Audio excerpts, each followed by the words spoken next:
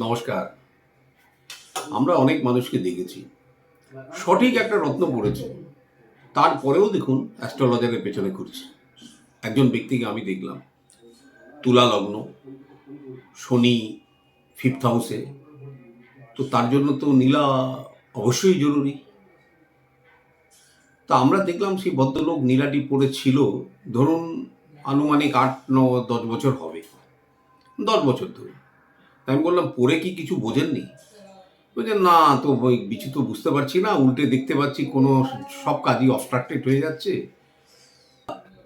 ওই নীলাটি হাত থেকে খুলে আমি দেখলাম পেছনটা প্রায় ব্লক, মানে পরিষ্কারই করে না, মানে 4-5টা মানে ডাস্ট ঢুকে, মানে নোংরা ঢুকে পুরো পেছনের অংশটা একেবারে কাভার।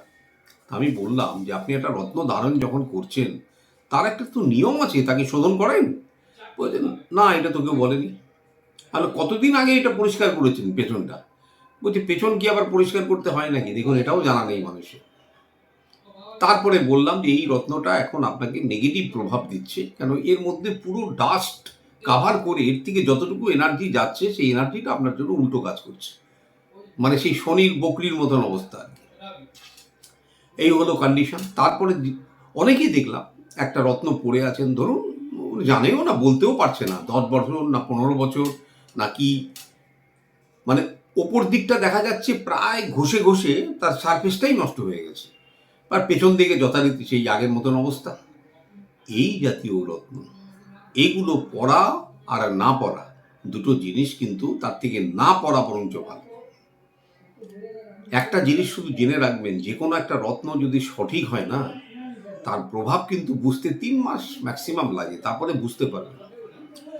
এবং আরেকটা গোপন তথ্য যেটা অ্যাস্ট্রোলজি, যে আপনার কোনো গ্রহের পরিস্থিতি খারাপ, মানে ভালো না, যতক্ষণ সেই গ্রহটার দশা বা অন্তর্দশা না আসবে ততক্ষণ কিন্তু এর প্রভাব খুব একটা বুঝবেন না।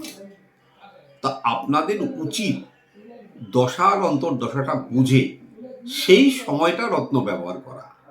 বাকি সময় কিন্তু তার প্রয়োজন নাও থাকতে পারে। তো এগুলো বহু মানুষের আজকেও অজানা।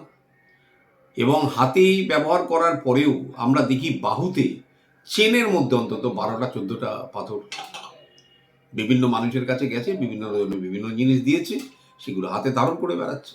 তারপরে কি হচ্ছে, অ্যাস্ট্রোলজারের এই বাঞ্চ অফ পেপার্স নিয়ে আমাদের কাছে আসছে, সবই তো ওই লগ্ন চার্ট আর 2-1টা কথা লেখা। তো তাদেরকে সমস্ত কিছু রিজেক্ট করার পরে একটি কি দুটি, কেন তারা যেহেতু রত্নের ভান্ডার অলরেডি বানিয়ে ফেলেছে, তখন তারই মধ্যে থেকে সিলেক্ট করে একটা দিতে হচ্ছে, বাকিটা রুদ্রাক্ষ। এইভাবে দেখুন, সঠিক রত্নও কিন্তু অনেক সময় কাজ করে না, কারণ তার ব্যবহার আপনি সঠিক করেননি। রত্নের আরেকটা সমস্যা হচ্ছে, যেমন পলার মুক্তোর ক্ষেত্রে 6 থেকে 7-8 বছর ধরুন এর পরমায়ু, এরপরে দেখবেন ওটা আর কার্যকরী থাকে না, কেন তলাটা খেয়ে যায়। আর বাকি যেসব রত্ন, এগুলো 10-12 বছর মোটামুটি চলে। অনেকে বলবেন রত্নের আবার এক্সপায়ারি হয় নাকি? এক্সপায়ারি হয় না, প্রভাব কমে যায়। প্লিজ নোট ইট। আপনি একটা কোনো নীলা পড়ে আছেন, 20 বছর আগে কিনেছিলেন, সেই নীলাটা আর বর্তমানে আপনার কোনো কাজ করছে না, এটা লিখে রাখবেন। কাজ করছে না, কেন তার মধ্যে যা এনার্জি ছিল সব বডি কিন্তু অ্যাবজর্ব করে নিয়েছে। ওটা একটা কাঁচের টুকরো তখন। এগুলো কেউ বলবে না, সত্যি কথা। তো এইভাবে রত্ন যদি পড়েও থাকেন, সমস্ত রত্নগুলোকে নিয়মিত শোধন করবেন, তলাটা পরিষ্কার করবেন, পেছনটা পরে ধারণ করে দেখুন কিছুদিন। তারপরেও যদি সমস্যা হয়, বুঝবেন সেই রত্নটা আপনার জন্য সঠিক নয়। তখন কিন্তু কোনো ভালো অ্যাস্ট্রোলজারের শরণাপন্ন হবে। কেন, এইসব জিনিস হচ্ছে তাদেরকে যখন যেটা বলা হচ্ছে তখন সেটা পালন করছেন না, তার প্রভাবে অ্যাস্ট্রোলজি চ্যানেল বড় করে যাচ্ছে।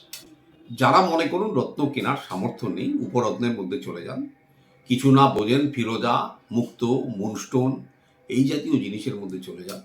টোপাজ, কেন আপনার কোনো না কোনো একটা সেকশানে আপনার লেগে যাবে। আপনি নীলা নিতে পারছেন না, চুনি নিতে পারছেন না, তারপরে পান্না নিতে পারছেন না, অতএব আপনি তার বিকল্প পথের দিকে যান।